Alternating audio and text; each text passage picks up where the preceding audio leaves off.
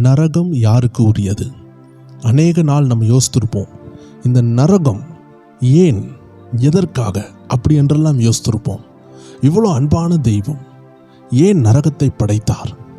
ஒரு சின்ன ஒரு கண்டிஷன், ஒரு பனிஷ்மெண்ட்டை கொடுத்துட்டு அவனை நித்திய காலமாக அந்த பனிஷ்மெண்ட்டில் போடாமல் அவனை காப்பாற்றலாமே.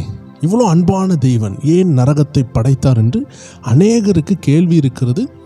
அநேகர் இன்னைக்கு கள்ள உபதேசங்களும் சொல்லுகிறார்கள். நரகம் தேவன் படைக்கவில்லை, நரகத்திற்கு மனிதர்களை போட மாட்டார், அவர் அன்புள்ளவர் என்றெல்லாம் சொல்லி கொண்டிருக்கிறார்கள். ஒரு கூட்டத்தார் சொல்லுகிறாங்க நரகம் உண்டு, ஆனால் அதில் மனுஷனை போட மாட்டார் என்று சொல்லுகிறார்கள். அங்கே சாத்தானை தான் போடுகிறார்கள் என்று ஒரு கூட்டத்தார் சொல்லுகிறார்கள். ஒரு கூட்டத்தார் சொல்லுகிறாங்க நரகமே கிடையாது என்று சொல்லி கொண்டிருக்கிறார்கள்.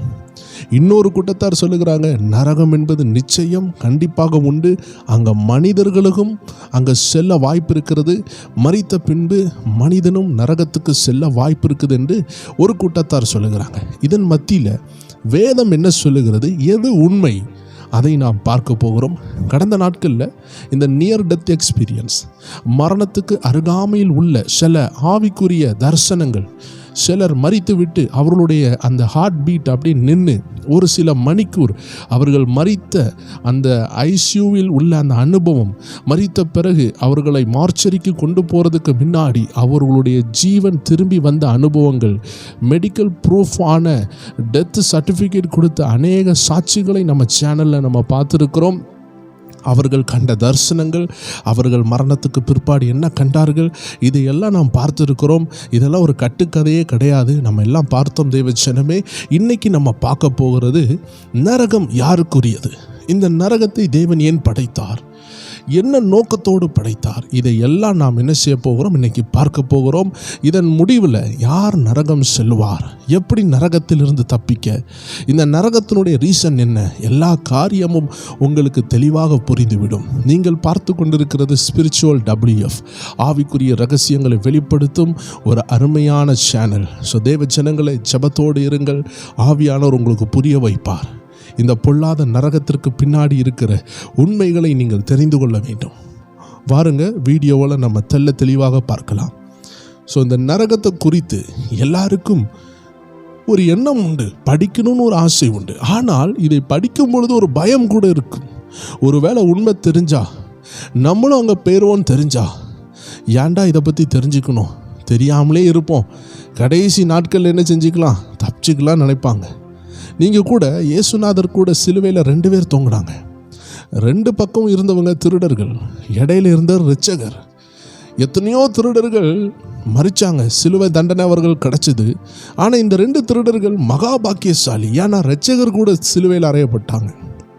அதனால ஒரு திருடன் என்ன ஆயிட்டுனா, அவனுக்கு உள்ளமெல்லாம் தன் பாவத்தினால் அப்படியே அலக்களிக்க தொடங்குது. ஐயோ, நாம் செய்த பாவத்தினால நம்ம சிலுவையில் தொங்கி கொண்டு இருக்கிறோம். ஆனால் இங்கே இருக்கிறாரே ஒருவர், இவர் பரிசுத்தர், இவர் உண்மை உள்ளவர், இவரை போட்டு சிலுவையில் என்னை காட்டிலும் கொடூரமாக அடித்திருக்கிறாங்களே. சிலுவையில் தான் என்ன அடிச்சிருக்காங்க, ஆனால் அவரை தலையில் முள்முடி வச்சு, அவருக்கு தலைக்கு மேலே இவர் இஸ்ரவேலின் ராஜா என்று எழுதி, இவர் யூதர்களின் ராஜா என்று எழுதி, அவரை அவமானப்படுத்தி, அவரை காரி துப்பி, அவர் தலையில் அந்த முற்கிரீடத்தில் அடித்து, அவர் முதுகில் சாட்டையினால் அடித்து, அவர் வஸ்திரங்களை கிழித்து, அவருக்கு கேவலம் மேலே அவமானங்கள் மேலே எல்லாம் கொடுத்தார்களே. இவர் என்ன தப்பு பண்ணினார் என்று அவன் யோசித்து பார்க்கும் பொழுது அவன் மனம் குறுகிருக்கிறது, உள்ள வேதனை எடுக்கிறது. நாம் செஞ்ச தவறுக்கு தண்டனை அனுபவிக்கிறோம், இந்த மனிதர் என்ன தப்பு செய்தார் என்று மனம் உடைகிறார். யோசித்து பாருங்க, எந்த இருதயத்தையும் கரைய வைக்கக்கூடிய இயேசுவின் தியாகம் அவனுடைய இருதயத்தை தொட்டது. சொல்ல போனால் அவன் நரகத்திற்கு போக வேண்டியவன். ஏனென்றால் இயேசு சொன்ன எந்த காரியத்தையும் அவர் கீழ்ப்படியவே இல்லை. முழுக்க திருடனாக வாழ்ந்த அவன், இடது பக்கத்தில் இருந்த இன்னொரு திருடன், அவன் ஆண்டவரை மறுதலிக்க தொடங்கினான். அவன் பரியாசம் பண்ணினான், இவனுக்கு இதுவும் தேவை இன்னமும் தேவைன்னு சொல்லி அவன் மனம் திரும்பாமல் பரியாசம் பண்ணினான். அவனை குறித்து இயேசு ஒன்றுமே சொல்லவில்லை. ஆனால் இன்னொரு பக்கத்தில் இருந்த அந்த மனம் திரும்பிய அந்த திருடனை பார்த்து சொன்னார். ஆனால் அந்த திருடன் ஒரு கேள்வி கேட்டான், என்னையும் நீங்கள் வரும்பொழுது நினச்சி கொள்ளுங்க அப்படின்னு சொல்லும் பொழுது அவனுக்கு ஏதோ கொஞ்சம் சத்தியம் தெரிஞ்சிருக்கு. அப்போ அவன் கேட்குறான், என்னையும் நினச்சிக்கோங்க ஐயா, என்னை நரகத்தில் போட்டுறாதீங்க, உங்களை ரட்சகர்னு எனக்கு கொஞ்சம் புரியுது, உங்களை காரணம் இல்லாமல் அடித்த போதே எனக்கு தெரிஞ்சுட்டு நீங்கள் ரொம்ப நல்லவர்னு அப்படின்னு சொல்லிட்டு அவர் மன்னிப்பு கேட்குற ஒரு தருவாய் வரும்பொழுது இயேசு சொன்னார், இன்னைக்கு நீ என்னோட பரதேசியில் இருப்ப. அப்படின்னா என்ன அர்த்தம்? ஒருவேளை நீ மிஸ் பண்ணியிருந்தனா நீ பாதாளத்துக்கு போயிருப்ப. அவன் மன்னிப்பு கேட்டதுனால அவனுக்கு பரதேசி கிடைத்தது. ஸோ இதில் என்ன ரகசியம் இருக்குதுன்னா, இயேசு இரட்சகராக இருக்கிறாரு, மனிதர்களை காப்பாற்றுகிறாரு. எங்கேருந்து காப்பாற்றுகிறாரு? இந்த நோய், வியாதி, கடன், பணக்கஷ்டம் இதிலிருந்து மட்டுமல்ல, நரகத்துக்கு போகாமல் காப்பாற்றக்கூடிய சக்தி உள்ள வல்லமையுள்ள ஒரே தெய்வம் இயேசு கிறிஸ்து. ஏனென்றால் அவர்தான் மனு குலத்திற்காக ரத்தம் சிந்தி இருக்கிறார் என்று வேதம் சொல்லுகிறது. நானே வழியும் சத்தியம் ஜீவனும் என்று தெளிவாக சொல்லியிருக்கிறார். அவரை அல்லாமல் பிதாவினிடத்தில் யாரும் போக முடியாதாம். அப்படின்னா இயேசுதான் வழியும் சத்தியம் ஜீவன் என்று சொல்லுகிறார்னா பரலோகத்தின் வழியை பற்றி அவர் சொல்லுகிறார். ஏன்னா அவர் தான் மரித்திருக்கிறார், அதனால அவர் சொல்லுகிறார், மனு குலத்தை ரட்சித்திருக்கிறார். ஸோ அதனால போல்டாக சொல்லுகிறார். அவர் தெளிவாக சொல்கிறார், நானும் வழியும் சத்தியம் ஜீவன் சொல்லவில்லை, நானும்னு சொல்லியிருந்தா பல வழி இருக்குதுன்னு அர்த்தம். ஆனால் நானே சொன்னதுனால ஒரே வழி இருக்குது. ஸோ அதனால் தேவ ஜனங்கள் கவனமாக கவனிக்க வேண்டும். ஏன் நாம் இம்பார்ட்டன்ட் பண்ணுறோம்? கிறிஸ்தவத்தில் ஏன் நரகத்தை பற்றி அதிகமாக பேசுகிறாங்கன்னா, நானே வழியும் சொன்ன அந்த ஒரே காரணத்தினால, வேற ஒரு இரட்சகர் இல்லாததுனால, பூமியின் கீழே இல்லை வானத்தின் கீழே பூமியின் மேலே, இந்த பாதாளத்தில் இருந்து பூமிக்கு மேலே வேற ஒரு நாமமே இல்லை என்று வேதம் சொல்லுகிறது. இயேசு என்ற ஒரே நாமத்தில் பாவ மன்னிப்பு, ரட்சிப்பு கிடைக்கிறது. அந்த பாதாளம் நரகத்திலிருந்து தப்பிக்க முடிகிறது. ஓகே, இந்த நரகம் யாருடையது என்பதை முதலாவது பார்க்கலாம். மத்தேயு 25வது அதிகாரத்தில் 41வது வசனத்தில் பாதியிலிருந்து பார்த்தீங்கன்னா ஆண்டவர் இயேசு அதில் சொல்கிறாரு, பிசாசுக்காகவும் அவன் தூதனுக்காகவும் ஆயத்தம் பண்ணப்பட்டிருக்கிற நித்திய அக்னி அப்படின்னு போட்டிருக்கிறது. அப்படி என்றால் நரகம் யாருக்காக ஆயத்தப்பட்டது என்றால் பிசாசுக்கும் அவன் தூதனுக்கும். இந்த பிசாசை படைச்சதே பிதாவாகிய தேவன் தான். ஆனால் படைக்கும் பொழுது நல்ல ஒரு தூதனாக படைத்திருக்கிறார். ஆனால் அவன் விழுந்து போன பிறகு அவன் சாத்தானாக மாறினதினால், அவன் ஒரு கூட்ட தூதர்களை இழுத்து கொண்டு போனதினால், அவர்களுக்காக எதிர்காலத்தில் இந்த பரலோகத்தில் இவனில் வர வைக்க முடியாது, பூமியிலையும் இவனில் வைக்க முடியாது. இவனில் வைக்க வேண்டிய இடமே இந்த பிசாசுகளை நரகத்தில் போட வேண்டும் என்று கர்த்தர் அவர்களை நரகத்திற்கு நியமித்தார், நரகத்தை உண்டாக்கினார். இப்பொழுது இந்த பிசாசின் சுபாவங்களுக்கு எந்த மனிதர்கள் எல்லாம் தன்னை வித்து போடுகிறார்களோ அவர்களும் அங்கே தானாக வந்து விடுகிறார்கள். எப்படி சாத்தான் விழும்பொழுது தன் கூட தன்னை சேவிக்கிறதற்கு, தன் கூட கம்பெனிக்கு, தன் கூட கூட்டாளியாக இருப்பதற்கு வானத்தில் ஒரு கூட்ட தூதர்களை இழுத்து கொண்டு போனானான். அப்படி என்றால் இந்த பூமியில் உள்ள ஒரு கூட்ட மக்களையும் அவன் இழுக்கிறான். இதுதான் விஷயம். இப்போ இவன் இழுக்கிற இழுப்பு எப்படி இருக்கிறதுன்னு நம்ம பார்க்க போகிறோம். இவன் எப்படி இழுக்கிறான், இதிலிருந்து எப்படி தப்பிக்க. இவன் இழுக்கிறதுக்கு ஏதாவது ஒரு காரியம் யூஸ் பண்ண வேண்டும் அல்லவா? அப்படி அவன் எதை யூஸ் பண்ணுகிறான் என்பதை நாம் தெளிவாக பார்க்க போகிறோம். முதலாவது புரிந்து கொண்டோம், ஆண்டவராகிய இயேசு சிலுவையிலே தொங்கும் பொழுது நீ பரதேசிக்கு வருவன் சொன்னார். அப்படி என்றால் ஒருவேளை அவன் மன்னிக்கப்படவில்லை என்றால் அவன் நரகம் சென்றிருப்பான். ஸோ மனிதனுடைய வாழ்க்கையில் கடவுளுடைய மன்னிப்பு தேவையாக இருக்குது. அப்போதான் நம்ம பரலோகத்துக்குள்ளே போக முடிகிறது. அடுத்தது, இந்த நரகம்னு சொல்லுகிறது பிசாசுக்காகவும் அவன் தூதனுக்காக தான் உருவாக்கப்பட்டது. சொல்லப்போனால் பிசாசுக்காக உருவாக்கப்பட்டது. இப்போ இழுத்துட்டு வந்த தூதர்கள் கர்த்தருக்கு பிரியமில்லாமல் பிசாசு கூட கூட்டணி வைத்ததுனால அவர்களுக்கும் உண்டாக்கப்பட்டது. இப்போ இந்த பிசாசு என்ன செய்கிறான், இது போராது, என்னை ஆராதிக்கிறதுக்கு ஒரு கூட்ட மக்கள் நரகத்தில் வேண்டும் என்று சொல்லி, அவனுக்கு நன்றாக தெரியும் எப்படி நான் பரலோகத்துக்கு போக மாட்டேன், இந்த நரகத்தில் தான் நான் இருக்க போகிறேன், இந்த நரகத்தில் என் கூட இன்னும் கொஞ்சம் மக்கள் வரட்டும், என்ன ஆராதிக்கட்டும், நரகத்தில் நான் சித்திரவதைப்படுத்தட்டும் சொல்லி ஒரு கூட்ட மக்கள் அவன் என்ன செய்கிறான், இந்த பூமியிலிருந்து இழுக்கிறான். அவன் இழுக்கிறது எப்படி தெரியுமா? பாவங்களை வைத்து இழுக்கிறான். ஒரு மீன் பிடிக்கிறதுக்கு வலையை நம்ம போடுகிறோம். அடுத்தது ஒரு பறவைகளை பிடிக்கிறதுக்கு கண்ணி வைக்கிறோம். புறாவை பிடிக்கிறதுக்கு அதுக்குள்ளே கண்ணி உண்டு, குருவியை பிடிக்கிறதுக்கு அதுக்குள்ளே பொறி உண்டு, கண்ணிகள் உண்டு, வலைகள் உண்டு. அதே போல் சில விலங்குகளை பிடிக்கிறதுக்கு அதுக்குள்ள கண்ணிகள் உண்டு. இப்படி மனுஷனை பிடிக்கிறதற்கு பாவம் என்ற வலையை விரித்து வைத்திருக்கிறான். இதில் அநேக மனிதர்கள் சிக்கியிருக்கிறாங்க. அநேக பணக்காரர்கள் இருக்காங்க, படித்தவர்கள் இருக்காங்க, பெரிய பெரிய நபர்கள் இருக்காங்க, வயதானவர்கள் இருக்காங்க, பாவத்தில் இருக்கிறாங்க. அதனால தான் அவர்கள் நரகத்திற்கு போக வாய்ப்பு இருக்கிறது. ஏன்னா பிசாசு போட்ட வலையில் மாட்டியிருக்கிறாங்க. எப்படிப்பட்ட வலைகள் இருக்கிறது என்பதை 1 கொரிந்தியர் 6:9 10 பவுல் அப்போஸ்தலர் தெளிவாக சொல்லுகிறார். எப்படிப்பட்டவங்க நரகத்துக்கு போவாங்க? அநியாயக்காரர் தேவனுடைய ராஜ்யத்தை சுதந்தரிப்பது இல்லை என்று அறியீர்களா? அப்போ அநியாயம் செய்கிறவங்க, வேதத்தில் கூட ஒரு பாவப்பட்ட ஒரு மனிதன் இருந்தான். அவனுடைய ஆஸ்தியை இந்த எசபேலும் ஆகாப்பும் சேர்ந்து திருடினார்கள். அவனுடைய அந்த லேண்டை கிரயத்துக்கு எடுத்தாங்க. இது அநியாயம். அந்த பாவப்பட்ட மனிதனுடைய லேண்டை அவன்கிட்ட பறித்து எடுத்து அவனை சேதப்படுத்தினார்கள். அவன் வேதனை அடைந்தான். அவன் குடும்பம் நஷ்டமானது. அதனுடைய பலி, அந்த பலி எசபேலை காவு வாங்கினது. எசபேல் ரத்தம் சிந்தி மரித்தாள். ஸோ இதுதான் அநியாயம். இந்த அநியாயம் என்பது பல ரீதியில் இருக்கும்.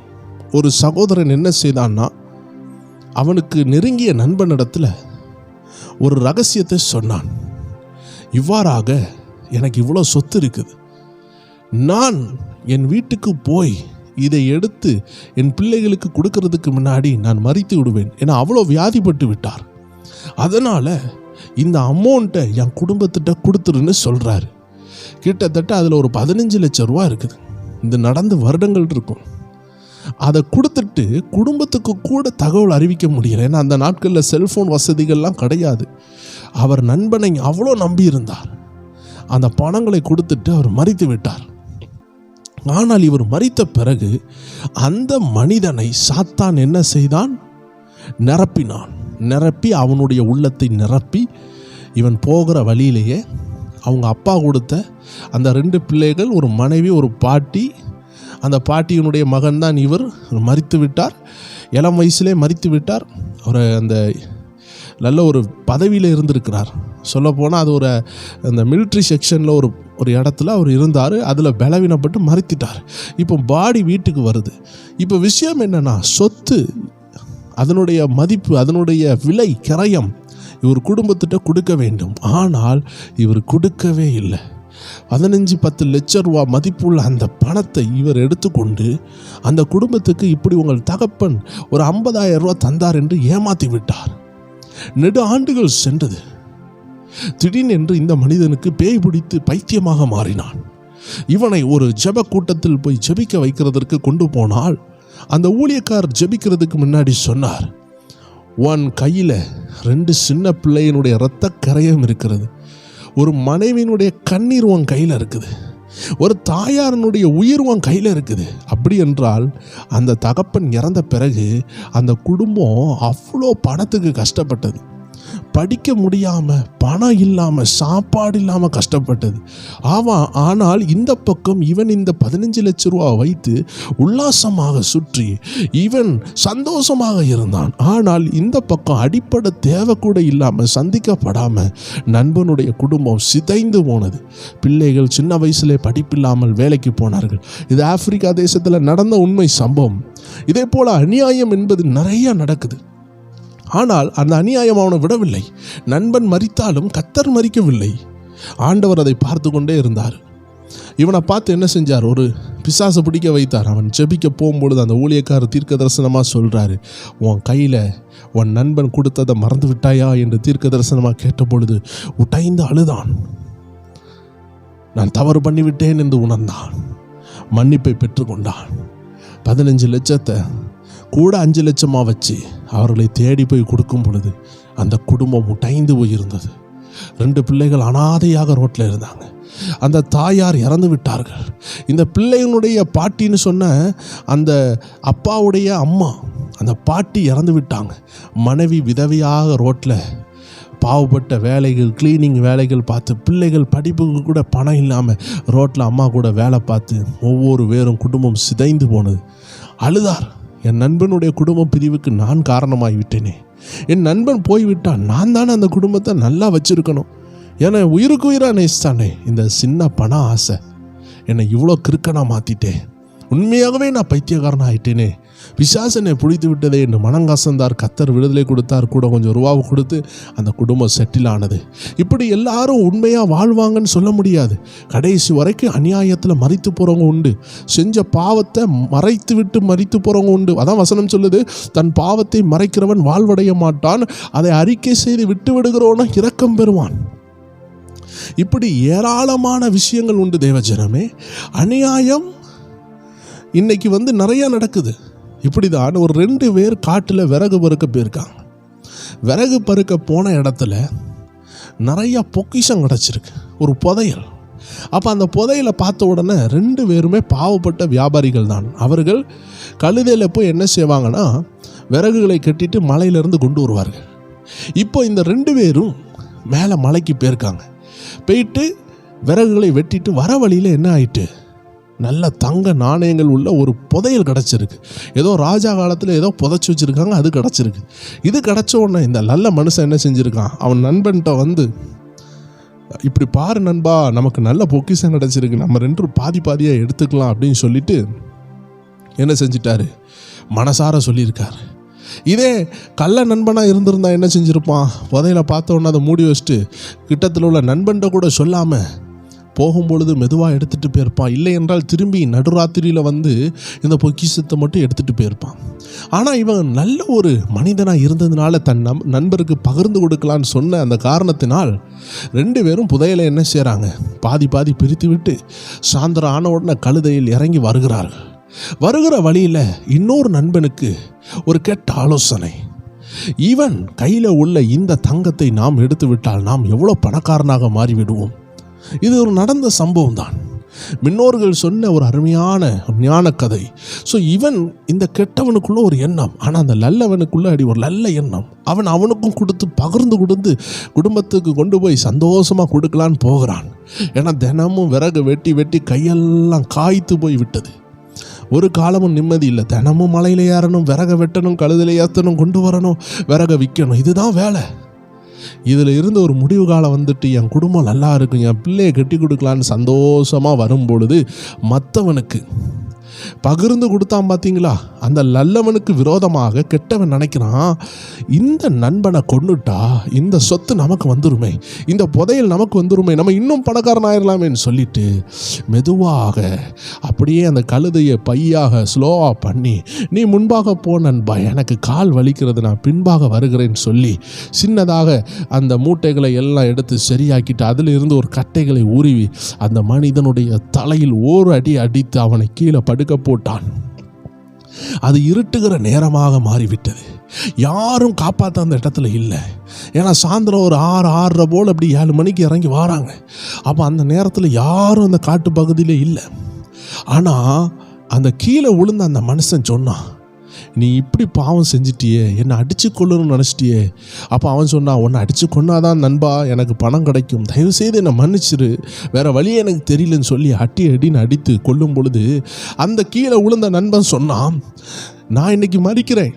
ஏன்னா அவங்களுக்கு ஆண்டவரை பற்றிலாம் தெரியாது, அவங்க ரட்சிக்கப்படாதவர்கள். ஆனால் கீழே விழுந்தவன் சொன்னான், தலையில் அடி வாங்கி மறித்து கொண்டிருக்கும்போது சொன்னான், இந்த விஷயம் யாருக்கும் தெரியாது, என் மனைவி அனாதையாக மாறிடுவான், என் பிள்ளைகள் அனாதையாக மாறிடுவாங்க, என் கையில் உள்ள ரூபாவை கூட நீ எடுத்துக்கலாம், ஆனால் என்னை இப்படி அடித்து கொள்றியே. அப்போ அவன் சொன்னான், உன்னை உயிரோட விட்டா நீ என்னை விடுவியா? நான் உன் கையில் உள்ள காசை எடுத்த உடனே நீ என்னை விட்டுருவியா? ஆனால் இவன் உண்மையாக தான் சொல்கிறான், நல்லவன், என் காசை வேணாலும் எடுத்துக்கியா, உயிரை விட்டுறியா, என் பிள்ளைகள் பாவம். ஆனால் அந்த கெட்டவனுக்குள்ளாடி பிசாசனுடைய ஆக்கிரகம் வந்து விட்டது. அடித்து அடித்து அடித்து கொள்ளும் பொழுது அந்த படுத்து கடந்தவன் அடி வாங்கினவன் சொன்னான், இன்னைக்கு இந்த நிலவு தான் சாட்சி அப்படின்னு சொல்லிட்டு அவன் கண்ணை மூடுகிறான். ஒரு நாள் வருகிறது, கீழே பூமியில் வாராங்க, மலையிலேருந்து இறங்குறாங்க. அவன் சொன்னான், நிலவு தான் சாட்சின்னு சொல்லிட்டு செத்து போயிட்டார். ஆனால் இது யாருக்குமே தெரியாது இவன் செத்து போனது. உடனே அந்த கீழே உள்ள பூமியில் உள்ளவங்க கேட்குறாங்க.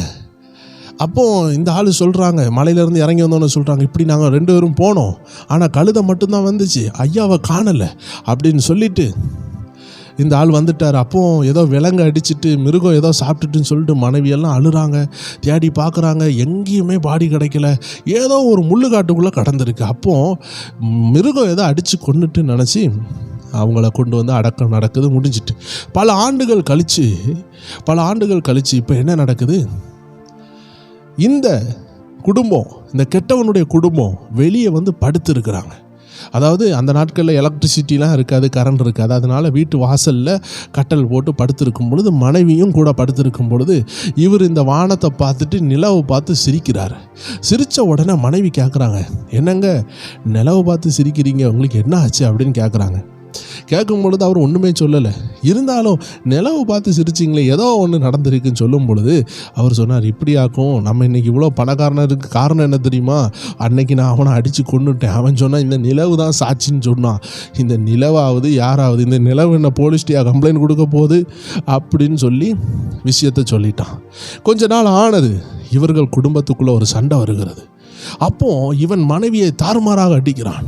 அப்போ மனைவி அடி தாங்க முடியாமல் வெளியே ஓடி வந்து, நீ மற்றவனை கொன்னவன் தானே, ஒன்னால தான் அவன் செத்தான்னு சொல்லி ஊரெல்லாம் போய் சொல்லி, பக்கத்து வீட்டில் உள்ள அந்த சகோதரிகிட்ட சொல்லி, அநியாயக்காரனே நீ தான் அந்த அநியாயக்காரனா, நீ தான் என் கணவனை கொன்னியா, பணத்துக்காக கொன்னன்னு சொல்லி ரொம்ப நாள் கழிச்சு அவனை போலீஸ்கிட்ட பிடிச்சி கொடுக்கக்கூடிய நிலைமை வந்துச்சு. யோசித்து பாருங்க, அந்த பாவப்பட்ட மனிதன் சொன்னான் நிலவு சாட்சின்னு. அதே போல் அந்த நிலா கைகால் இல்லாவிட்டாலும், போலீஸ் ஸ்டேஷனுக்கு போக விட்டாலும், ஒரு பாவப்பட்டவனுடைய இரத்தம் கதறும் பொழுது அதற்கு ஜீவன் இருந்தது. அதனால தான் பைபிள் சொல்லுது, ஆபேலினுடைய இரத்தம் கூப்பிட்டது என்று வேதம் சொல்லுகிறது. அப்போ அநியாயமாக ஒரு ஆள் மரித்தாங்கன்னா அவர்களுடைய இரத்தம் கூப்பிடும். அதனால தான் பைபிள் சொல்லுது, அநியாயக்காரர் தேவனுடைய ராஜ்யத்தை சுதந்தரிப்பதில்லை. நான் இந்த அநியாயத்தை மட்டும் விளக்குக்கிறதுக்கு கொஞ்சம் நேரம் ஆயிட்டு. ஏன்னா நம்ம வாழ்க்கையில் அநியாயம் நிறையா நடக்குது, நம்மளும் நிறைய அநியாயம் செய்துடுறோம். ஸோ அநியாயம் செய்தால் நம்ம வந்து நரகத்துக்கு போக வாய்ப்பு இருக்கிறது. நம்ம அதிலிருந்து மன்னிப்பு கேட்டு நம்ம திருந்த வேண்டும். ஸோ இதே 6வது அதிகாரத்தில் அடுத்த விஷயம் சொல்லுகிறது, அநியாயக்காரரும், அடுத்து என்ன போட்டிருக்கிறது, வேசி மார்க்கத்தாரும், விக்கிரக ஆராதனைக்காரரும், விபச்சாரக்காரரும், சுய புணர்ச்சிக்காரரும், ஆண் புணர்ச்சிக்காரரும், திருடரும், பொருளாசைக்காரரும், வெறியரும், உதாசீனரும், கொள்ளைக்காரரும் தேவனுடைய ராஜ்யத்தை சுதந்தரிப்பதில்லை.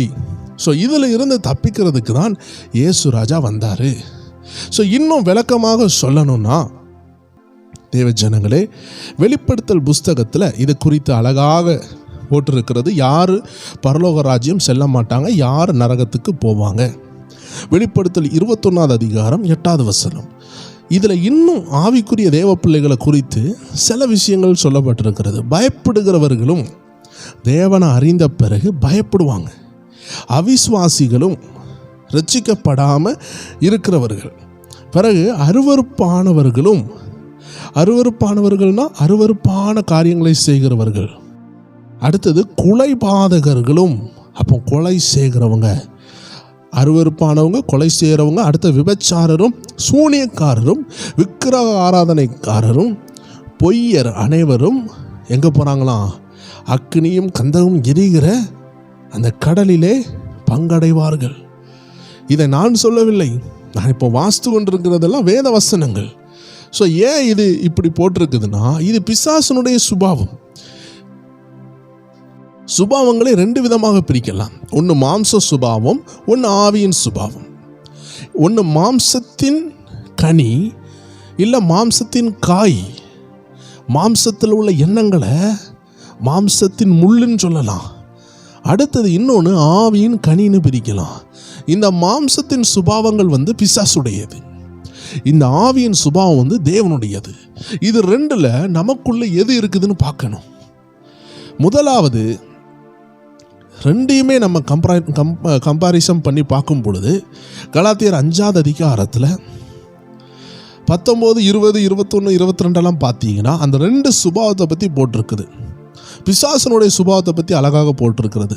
மாம்சத்தின் கிரியைகள் வெளியரங்கமாக இருக்கின்றன.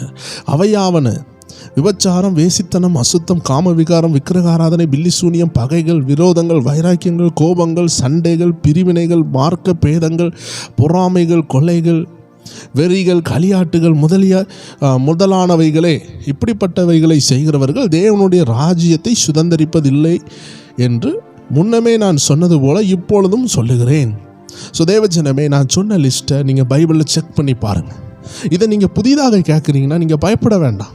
இவ்வளோ நிறைய பாவத்தை நான் எப்படி நிறுத்த அப்படின்னு நீங்கள் பயப்பட வேண்டாம். தெய்வ ஜனமே, நல்லா யோசித்து பாருங்க. உங்கள் மேலே எவ்வளோ அழுக்கு இருந்தாலும் நீங்கள் நிம்மதியாக போய் ஒரு குளத்துல முங்கி குளிச்சிங்கன்னா அவ்வளோ அழுக்கும் உங்களை விட்டு போயிடும்.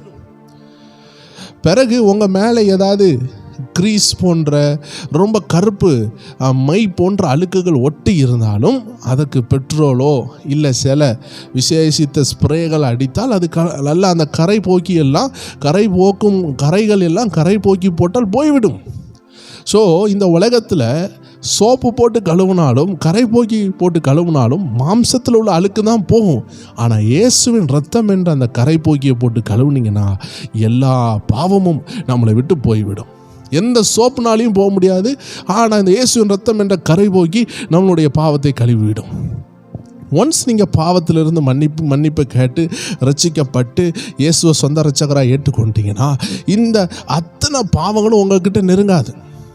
ஒருக்கா தொட்டனா மந்திரவாதி சொன்னார், இயேசுவை சொந்த ரட்சகராக ஏற்றுக்கொண்ட உடனே அவர்கிட்ட எப்போவுமே ஒரு 7 பிசாசு இருக்குமா, ஒரு 16 நல்ல பாம்பு அவர்கிட்ட இருக்குமா, எல்லாம் மைக்கி வச்சுருப்பாங்களாம் மந்திரம் சொல்லி. இந்த அசுத்த ஆவிக்கு ஏதாவது ரத்தம் கொடுத்துக்கிட்டே இருக்கணுமா, இவரை டிஸ்டர்ப் பண்ணிக்கிட்டே இருக்குமா, இவர் வேலை கொடுத்துக்கிட்டே இருக்கணும். அவனை போய் அழி, இவனை தலையை சுற்றி கீழே உழவை, அவன் கண்ணை பிடுங்கு, அவனை ஆக்சிடென்ட் ஆக்கு, அவன் வண்டியை சைக்கிளில் காற்றை பிடுங்கி விடும், அவன் கீழே விழுந்து சாவட்டும். இப்படியே வேலை கொடுத்துக்கிட்டே இருக்கணும். அதுக்கு ரத்தம் கொடுக்கணும். ஆட்டுக்கு ரத்தம் கொடுப்பாங்க, கோழிக்கு ரத்தத்தை கொடுப்பாங்க. இதை அது சாப்பிட்டு கொண்டே இருக்கும். அடுத்தவங்களை பனிஷ் பண்ணி கொண்டே இருக்கணும். ஆனால் என்னைக்கு இயேசுவின் ரத்தத்தினால் அவர் தன்னை கழுவினாரோ, ஏசப்பா எனக்குள்ள வாருங்கன்னு சொன்னாரோ, அன்னையிலிருந்து அத்தனை அசுத்த ஆவிகளும் அவரை விட்டு போனதான். இது 1-2 மந்திரவாதிகள் சொன்ன சாட்சி இல்லை. ஏராளமான மந்திரவாதிகள் இயேசுவை ஏற்றுக்கொள்ளும் பொழுது அவங்க விடுதலையாகிறாங்க. ஒரு மந்திரவாதியே விடுதலையாகும் பொழுது நம்ம விடுதலையாக முடியாதா? இயேசுவின் ரத்தம் எல்லா பாவத்தையும் கழுவும் என்று வேதம் சொல்லிவிட்டது. ஸோ இயேசுவின் ரத்தத்தினால கழுவுங்கன்னு சொல்லி உங்கள் வாயால் சொல்லி ஏசப்பா என் இருதயத்தில் வாங்கன்னு சொன்னீங்கன்னா எல்லா பாவமும் கழுவிடுவார். அதுக்கப்புறம் உங்களை பரிசுத்தமாக காத்துக்கொள்ளணும். உங்கள் காரை நல்லா கழுவி எடுத்துகிட்டு வீட்டுக்கு கொண்டு வந்துட்டீங்க, இல்லை உங்கள் பைக்கை கழுவிட்டு வந்துட்டீங்க. இப்போ திரும்பியும் நீங்கள் என்ன செய்யக்கூடாது, கழுவிட்டு வந்த உடனே மழை தண்ணி படிந்திருக்கிற இடங்கள், சவதிகள், தொழிகள் இருக்கிற இடத்துல வண்டியை திரும்பி விட்டால் என்ன ஆகும், அசிங்கம் ஆயிடும்.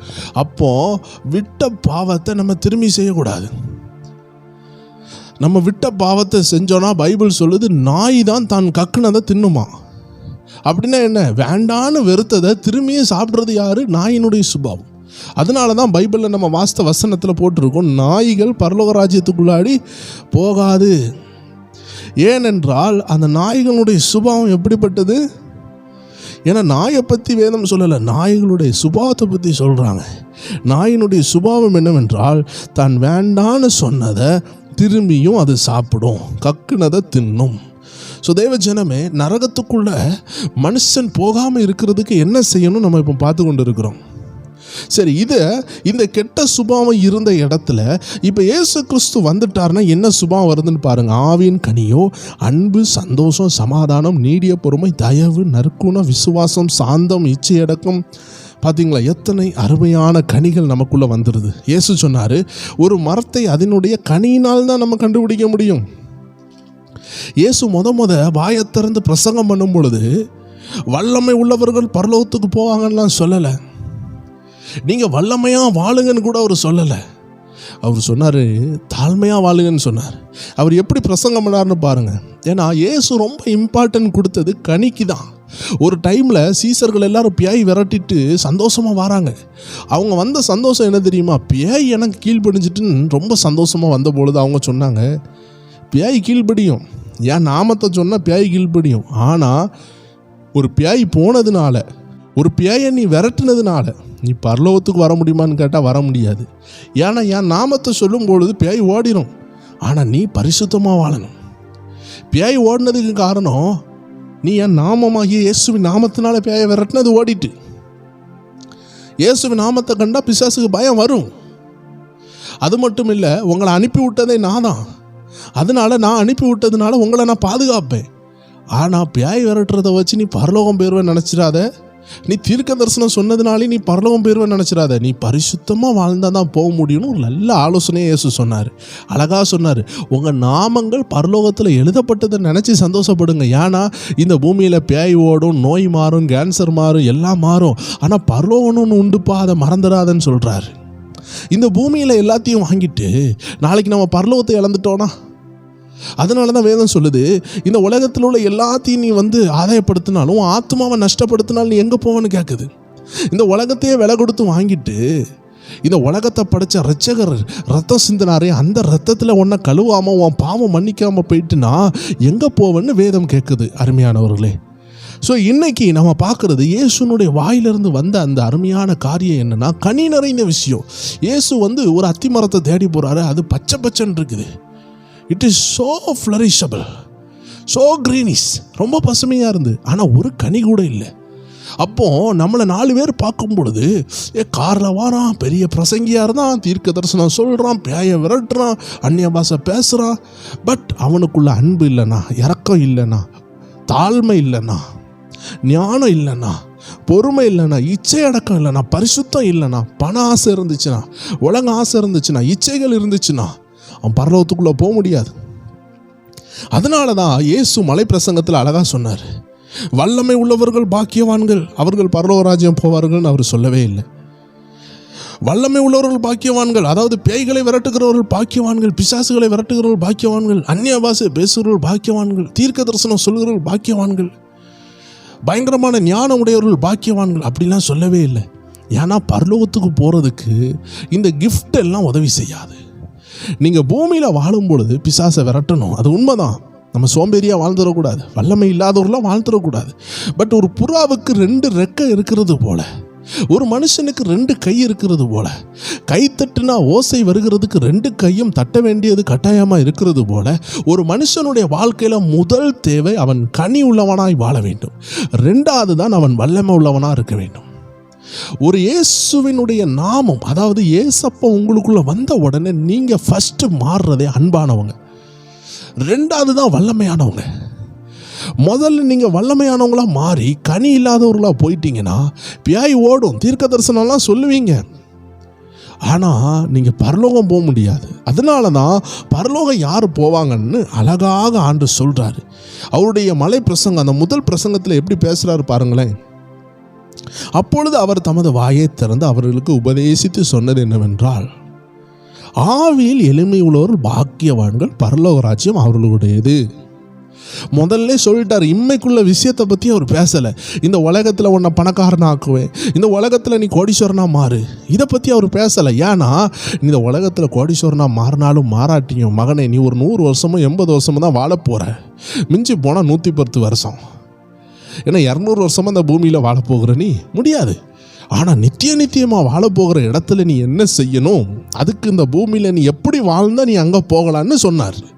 இதில் என்ன தவறு இருக்குது யோசித்து பாருங்கள். எவ்வளோ உன்னதமான அவருடைய டீச்சிங். அவருடைய டீச்சிங் டெம்பரரி பிளெஸ்ஸிங்கை பற்றி பேசவே இல்லை, ஆனால் அதையும் பேசினார். பட் அது உங்களுக்கு தேவையாக இருந்ததுனால அதை பற்றி சின்னதாக பேசியிருப்பார். பட் மேக்சிமம் அவருடைய ஃபோக்கஸ் எல்லாம் என் ஜனங்கள் எப்படியாவது நரகத்தில் இருந்து தப்பிச்சிடணும், பரலோகம் வந்துடணும், அதுதான் அவர் திட்டம். இந்த பூமியில் அவர் வந்ததுக்கு காரணமே அவர் ரத்தம் சிந்தப்பட்டு நீங்கள் பரிசுத்தம் ஆகணும். நிறைய பேர் சொல்லுவாங்க இயேசுக்கு தன்னையே காப்பாற்ற வல்லம் இல்லைன்னு சொல்லுவாங்க. பட் பைபிளில் அவர் மரிக்கணும்னு எழுதியிருக்கு, இது நடக்கணும். அதனால தான் அவர் மரித்தார். அவர் மரித்தார்னா தான் அவர் ரத்தம் சிந்தப்படும். அவர் ரத்தம் சிந்தப்பட்டால் தான் அவர் ரத்தத்தினால தான் நமக்கு பாவம் மன்னிப்பு உண்டு. ஏன்னா பாவம் ரத்தத்தில் இருக்குது. ஸோ அந்த பாவத்தை மன்னிக்கணும்னா ஒரு பரிசுத்த ரத்தம் சிந்தப்படணும். இன்னைக்கு ஆடை வெட்டுறாங்க, கோழியை வெட்டுறாங்க, அதை வெட்டுறாங்க, இதை வெட்டுறாங்க, எத்தனை தான் வெட்டுவாங்க. ஒரு பாவம் செய்ய ஒவ்வொரு கோழியை வெட்டிகிட்டு இருந்தால் நீங்கள் கஷ்டப்பட்டு தரித்திரம் ஆயிடுவீங்க. ஏன்னா ஒரு கோழியினுடைய விலை 200 400 இருக்குது. எத்தனை கோழி தான் வெட்டுவீங்க? அதனால தான் ஒரே பலின்னு சொல்லுகிறாங்க. அதுதான் இயேசு கிறிஸ்து என்ற பலி. அந்த பலி நடந்து விட்டது, அதை ஏற்றுக்கொள்ள வேண்டும். ஸோ அவருடைய ஃபோக்கஸ் ஃபுல்லாக பரலோக ராஜ்யம். இயேசு எவ்வளோ அருமையாக பேசுகிறார் பாருங்கள். அவர் வரங்களை குறித்தே பேசலை. அதுக்குன்னு வரங்கள் தேவையில்லைன்னு கிடையாது, வரங்கள் ரொம்ப தேவை. பட் முதலாவது கனிகள். கனி இருந்தால் தான் பரலோகத்துக்கு போக முடியும். ஒரு நபரை, ஒரு தேவ பிள்ளையை வரங்களை வச்சு கண்டுபிடிக்க முடியாது. ஒரு மரத்தை கனியால் தான் கண்டுபிடிக்க முடியும். முட்செடியில் பழம் இருக்காது, அது முள் செடி. ஏன்னா அதில் கனி இல்லை, அதில் முள் தான் வளரும். ஸோ அதனால் ஒரு மரம் பச்சையாக இருந்தோன்னா நல்லா இருக்குன்னு சொல்லிட்டு இந்த கருவாளி மரம்னு சொல்லுவாங்க, அதை பிடிச்சி அப்படியே தொங்கினோன்னா கையிலலாம் முள் சரன்னு ஏறிடும். பச்சையாக இருந்தது ஓகே தான், ஆனால் அது பழ மரம் கிடையாது, அது ஊஞ்சல் கட்டி தொங்க வேண்டிய ஒரு மரம் கிடையாது, அது முள்ளு மரம். அதில் பாம்புகள் கிடக்கும், அதில் முள்ளுகள் இருக்கும். ஸோ தேவஜனமே, நம்ம பச்சையாக இருக்கிறோம் சொன்னதுனால விஷயம் இல்லை, ரொம்ப வல்லமையாக இருக்கிறோம், ஆனால் உங்களுக்குள்ள அன்பு இருக்கா? பவுல் அதான் சொல்கிறாரு, எல்லாம் இருந்தும் அன்பு இல்லாமல் போனீங்கன்னா நீங்கள் நரகத்துக்கு போக வாய்ப்பு இருக்கிறது. ஸோ நரகம் போகிறது தப்பிக்கிறதுக்கு ஒரு அருமையான விஷயம், நீங்கள் கனியில் ரொம்ப இம்பார்ட்டண்ட்டாக இருக்கணும். உங்கள் கேரக்டர் அசாசினேட் ஆகிடக்கூடாது. உங்கள் கேரக்டர் தான் உங்களை பரலோகத்துக்கு கொண்டு போகும். உங்கள் கேரக்டர் தான் உங்களை இயேசுக்கிட்ட, உங்கள் சுபாவம் தான் உங்கள் இயேசுக்கிட்ட நெருங்க பண்ணும். சுபாவத்தின்படி தான் நீங்களும் மகிமையாக விளங்கப்படுவீங்க. உங்கள் கனியின்படி தான் உங்களுக்கு மதிப்பு உண்டு. உங்கள் மரத்தில் நிறைய கனி இருந்துச்சுன்னா, உங்கள் வாழ்க்கையில் நிறையா கனி இருந்துன்னா, ஆவியின் கனிகள் இருந்துன்னா, நீங்கள் இயேசுக்கு பிரியமான நபராக இருப்பீங்க. ரொம்ப வல்லமை இருந்துச்சுன்னா நீங்கள் பூமியில் பிரியமானவர்களாக இருப்பீங்க. மக்கள் உங்களை பார்த்து ரொம்ப பவர்ஃபுல் மேன்னு சொல்லுவாங்க, ஆனால் கர்த்தர் சொல்லுவார், உன்னை நான் அறியேன் என்று சொல்லுவார்.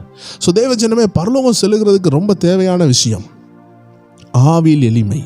4வது வசனம் சொல்லுகிறது, துயரப்படுகிறவர்கள் பாக்கியவான்கள், அவர்கள் ஆறுதல் அடைவார்கள். சாந்த குணமுள்ளவர்கள் பாக்கியவான்கள், அவர்கள் பூமியை சுதந்தரித்துக் கொள்வார்கள். நீதியின் மேல் பசிதாகம் உள்ளவர்கள் பாக்கியவான்கள், அவர்கள் திருப்தி அடைவார்கள். இரக்கமுள்ளவர்கள் பாக்கியவான்கள், அவர்கள் இரக்கம் பெறுவார்கள். இருதயத்தில் சுத்தமுள்ளவர்கள் பாக்கியவான்கள், அவர்கள் தேவனை தரிசிப்பார்கள். சமாதானம் பண்ணுகிறவர்கள் பாக்கியவான்கள், அவர்கள் தேவனுடைய புத்திரர் எண்ணப்படுவார்கள். நீதி நிமித்தம் துன்பப்படுவர்கள் பாக்கியவான்கள், பரலோக ராஜ்யம் அவர்களுடையது. என் நிமித்தம் உங்களை நிந்தித்து துன்பப்படுத்தி பலவித தீமையான மொழிகளையும் உங்கள் பேரில் பொய்யாய் சொல்வார்களானால் பாக்கியவான்களாய் இருப்பீர்கள். சந்தோஷப்பட்டு கலிகூறுங்கள், பரலோகத்தில் உங்கள் பலன் மிகுதியாயிருக்கும். உங்களுக்கு முன்னிருந்த தீர்க்கதரிசிகளையும் அப்படியே துன்பப்படுத்தினார்களே. நீங்கள் பூமிக்கு உப்பாய் இருக்கிறீர்கள். உப்பானது சாரமற்று போனால் எதனால் சாரமாக்கப்படும்? வெளியே கொட்டப்படுவதற்கும் மனுஷரால் மிதிக்கப்படுவதற்கும் ஒழிய வேறொன்றுக்கும் உதவாது. இப்படி ஆண்டு அழகாக சொல்கிறார். நீங்கள் உலகத்துக்கு வெளிச்சமாக இருக்கிறீங்க, நீங்கள் உலகத்துக்கு உப்பாக இருக்கிறீங்க, நீங்கள் தான் உலகத்துக்கு சாட்சியாக இருக்கிறீங்க. ஸோ தேவஜனமே, ஆண்டவருடைய பெரிய இம்பேக்டை நீங்கள் கனியாக வாழணும், நீங்கள் சாட்சியாக வாழணும், நீங்கள் ஃப்ரூட்ஃபுல் லைஃப் உள்ள ஒரு பிள்ளையாக தேவ மகனாக வாழணும், ஒரு கனி நிறைந்த மரமாக இருக்கணும். வல்லமை 2வது தான். நீங்கள் பரலோகத்துக்கு போகணும், நரகம் வேண்டாம்னு நினைக்கிறீங்கன்னா, நீங்கள் முதல்ல நீங்கள் ஆவியில் கனி உள்ளவங்களாக வாழணும். நீங்கள் ஆவியில் கனி உள்ளவங்களாக வாழணும்னா அதற்கு நீங்கள் என்ன செய்ய வேண்டும்? கண்டிப்பாக மறுபடி பிறக்க வேண்டும். அதனால தான் ஆண்டவராகிய இயேசு நிக்கோதேமை பார்த்து சொன்னார், ஒருவன் ஆவியில் பிறக்கவில்லை என்றால் பரலோக ராஜ்யத்துக்குள்ளாடி போக மாட்டான். யோவான் 3:3 நீங்கள் பார்க்கலாம். இயேசு அவனுக்கு பிரதித்திரமாக, ஒருவன் மறுபடியும் பிறவாவிட்டால் தேவனுடைய ராஜ்யத்தை காணமாட்டான் என்று மெய்யாகவே உங்களுக்கு சொல்லுகிறேன் என்றார். ஸோ நரகம் முழுக்க பிசாசுடையது, பிசாசின் தூதர்களுடையது. ஆனால் அவனுடைய தந்திரம் ஒரு கூட்டம் மக்களை இழுத்துட்டு போகணும், அதுக்குள்ள வலைகளை விரித்து வச்சிருக்கிறான். அதுதான் பாவ வலைகள். இந்த பாவ வலையிலிருந்து தப்பிக்கிறதுக்கு தான் இயேசு வந்தார். இயேசு மதம் மாற்றதுக்கு வரலை. யோசித்து பாருங்கள், நம்ம இந்தியாவில் மட்டும்தான் மதம் மாற்றம்னு சொல்லுகிறாங்க. வேறு ஊரில் எங்கேயாவது இருக்குதா? ஸோ நம்ம ஊரில் உள்ள மதங்கள் தான் ரட்சிப்பு தருதுன்னா அது உலகம் ஃபுல்லாக போகணும் அல்லவா? பாரம் எடுத்து மக்கள் உலகமெல்லாம் போகணும் அல்லவா? நம்ம ஊரில் ஒரு 4-5 மதம் இருக்குது, இல்லை ஒரு 100 மதம் இருக்குதுன்னா எந்த மதங்க அடுத்தவங்கள போய் ரட்சிக்குது?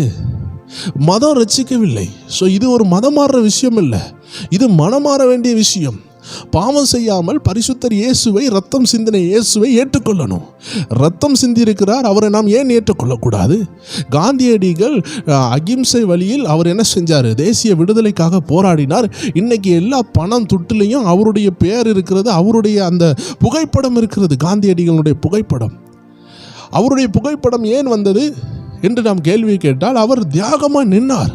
அப்போ தியாகமாக நின்னா அவர்களை கனம் பண்ணணும் என்று நம்ம இந்தியாவுடைய வரமுறை இருக்கும் பொழுது, ஒரு உலகத்திற்காகவே மரித்திருக்கும் பொழுது, அவருடைய பெயரை உலக இரட்சகராக இருக்கும் பொழுது, ஏன் இயேசுவை நாம் ஏற்றுக்கொள்ளக்கூடாது? அவருடைய இரத்தத்தினால் ஏன் கழுவப்படக்கூடாது? ஏன் நம்ம யோசிக்கிறோம் என்றால், நாம் மதம் சார்ந்து யோசிக்கிறோம். ஆனால் வேதம் சொல்லுகிறது இது மதம் இல்லை, இது மனம் சார்ந்த விஷயம். ஸோ நம்மளை நாம் மறைத்து கொண்டால், நாம் பாவம் செய்யவில்லை என்றால் நாம் முதல் பொய்காரனாக இருக்கிறோம் என்று வேதம் சொல்லுகிறது. ஆனால் தன் பாவத்தை அறிக்கையிட்டு ஆமென் தேவன் சமூகத்தில் விட்டு கொடுத்தால் வாழ்க்கையை பெற்றுக்கொள்வோம். தன் பாவத்தை மறைக்கிறவன் வாழ்வடைய மாட்டான் என்று வேதம் சொல்கிறது. ஆனால் அவைகளை அறிக்கை செய்து விட்டு விடுகிறவனோ இரக்கம் பெறுவான். ஆண்டவராகிய இயேசு கிறிஸ்துவனுடைய இரத்தம் சகல பாவங்களிலும் இருந்து நம்மளை கழுவி நம்மளை மீட்டுக்கொள்ள வல்லமை உள்ளது. நீங்கள் செய்ய வேண்டியது ஒன்றே ஒன்று தான். இயேசுவின் இருதயத்தில் வாருங்க என்று சொல்லுங்கள்.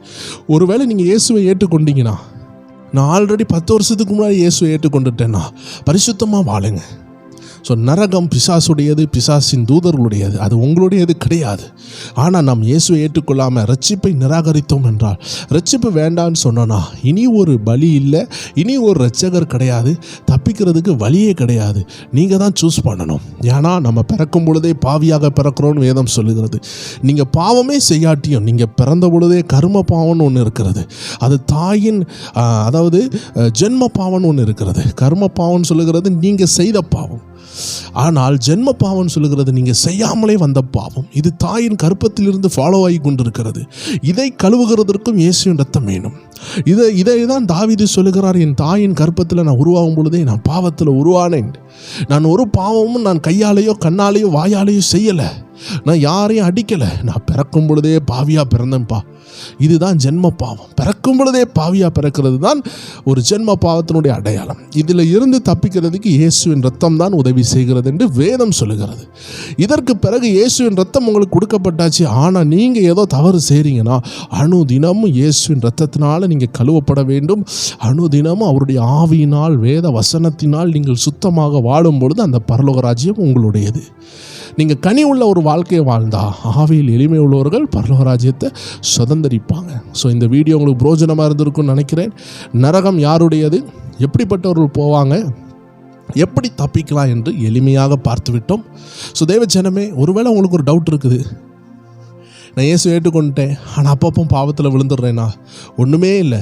வசனத்தினாலையும் பரிசுத்த ஆவியினாலையும் கழுவப்படுங்க. எப்படி நம்ம அனுதினம் சமையல் பண்ணும் பொழுது நல்ல பாத்திரங்களை தான் நம்ம என்ன செய்கிறோம், சோறு வைக்கிறோம், குழம்பு வைக்கிறோம், எல்லாம் செய்கிறோம். ஆனால் அந்த காரியங்கள் எல்லாம் முடிந்த பிறகு நைட்டு பார்க்கும் பொழுது அழுக்காக இருக்கும். இப்போ என்ன செய்யணும், கழுவணும். ஸோ நம்ம மனுஷனாக இருந்தால் நம்ம என்ன செய்கிறோம், குளிக்கிறோம், தலைக்கு எண்ணெய் வைக்கிறோம், அனுதினம் காரியங்கள் நம்ம சரீரத்தில் நடக்குது. தேவையில்லாதது வெளியே போகும், தேவை உள்ளது உள்ளே வரும். குளிக்கணும், உடம்பு சுத்தமாக இருக்கணும், அப்படின்னு சூடு தனித்து நம்ம வாழ்க்கையை வைத்துக்கொள்ளணும், நம்ம சரீரத்தை வைக்கணும்னு நல்ல எண்ணெய் தேய்ச்சி குளிக்கணும். இதே போல தான் நம்ம ஆவியை நம்ம மெதுவாக கவனிக்கணும். இதற்கு போட்டு பயந்து கொண்டு இருக்கக்கூடாது, நான் நரகத்துக்கு போயிடுவேன் அப்படின்னு சொல்லி பயப்படாமல் செய்ய வேண்டியதை செய்யணும். ஆத்மாவுக்கு ஆகாரம் கொடுக்கணும், இயேசுவின் ரத்தத்தினால கழுவணும், தினமும் சந்தோஷமாக இருக்கணும், அன்பாக வாழணும், எதை குறிச்சும் கவலைப்படாமல் கர்த்தரை சார்ந்து வாழணும், ஒரு பரிசுத்த வாழ்க்கையை ஆரம்பிக்கணும், நல்ல ஒரு சபை கூடுதலை தேர்ந்தெடுத்து சபைக்கு போகணும், கிறிஸ்தவர்களை பார்க்காம கிறிஸ்துவை பார்க்கணும், எந்த ஊழியர்களையும் பார்க்காம தேவன் சொன்ன வார்த்தையை மட்டும் கேட்கணும், நலமானதை பற்றி கொள்ளணும். இதெல்லாம் நீங்கள் செஞ்சீங்கன்னா நீங்கள் கரெக்டான ஃபோக்கஸில் போயிட்டே இருப்பீங்க. நீங்கள் யாரையும் பார்க்காதீங்க, நீங்கள் கர்த்தரை மட்டும் பாருங்கள்.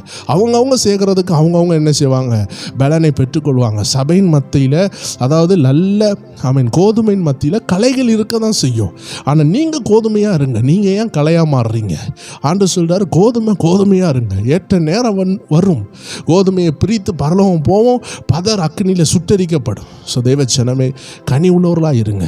ஒரு கூட்டத்தில் கூட எல்லா மக்களும் இயேசுக்கு முன்னாடி நிற்கும் பொழுது இயேசு சொல்லுவார், இந்த பிசாசுக்கும் தூதர்களுக்கும் உள்ள இந்த நரகத்தில் நீங்கள் போங்கன்னு ஒரு கூட்டம் மக்களை பார்த்து சொல்லும் பொழுது அவங்க சொல்லுவாங்க, நாங்கள் ஏன் போகணுன்னு சொல்லும் பொழுது அவர் சொல்லுவார், நான் பசியாக இருந்தேன், நான் தாகமாக இருந்தேன், நான் காவலில் கிடந்தேன், நான் வஸ்திரம் இல்லாமல் இருந்தேன், நான் வியாதியாக இருந்தேன், என்னை பார்க்க வரல.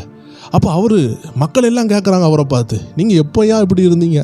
அப்போ அவர் சொல்கிறாரு, உங்கள் மத்தியில் இருந்த சிறியர்களுக்கு, பாவப்பட்டவர்களுக்கு, லெஸ் ப்ரிவிலேஜ்டு பீப்புளுக்கு நீங்கள் உதவி செய்யாமல் போனீங்கல்ல, அது எனக்கே செய்யாமல் போயிட்டீங்க. ஏன்னா வேதம் சொல்லுது, ஏழைக்கு இறங்குறவன் கர்த்தருக்கு கடன் கொடுக்குறான். ஸோ நம்ம லைஃப்பில் நிறையா ஏழைகளை, ஆதரவற்றவர்களுக்கு நம்ம கையாக இருக்கணும். யோபு சொல்கிறாரு, கால் இல்லாதவனுக்கு நான் காலாக இருந்தேன், கை இல்லாதவனுக்கு கையாக இருந்தேன், கண் இல்லாதவனுக்கு கண்ணாக இருந்தேன், காது இல்லாதவனுக்கு காதாக இருந்தேன், இப்படி என் வாழ்க்கையை நான் என்ன செஞ்சேன், நல்லதே செஞ்சேன்னு யோபு சொல்கிறாரு. இதே போல் தேவஜனமே இருக்கிற இந்த கொஞ்ச நாளில் இயேசுக்காக தேவ நாமத்திற்காக, ஏழை எளியவர்களுக்காக ஒரு நல்ல லைஃப்பை வாழ கர்த்தர் நம்மளை அழைக்கிறார்.